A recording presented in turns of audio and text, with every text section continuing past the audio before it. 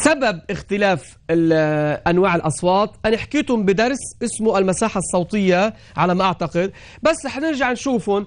سر اختلاف أنواع الأصوات هو بقصر وطول الأوتار الصوتية. برجع بذكر الأوتار الصوتية عند النساء اللي هن وترين صوتيين، عند النساء طول الوتر الصوتي بين السنتي وفاصلة وربع، يعني 1.25 ملم، يعني سنتي وربع للسنتي وثلاث ارباع.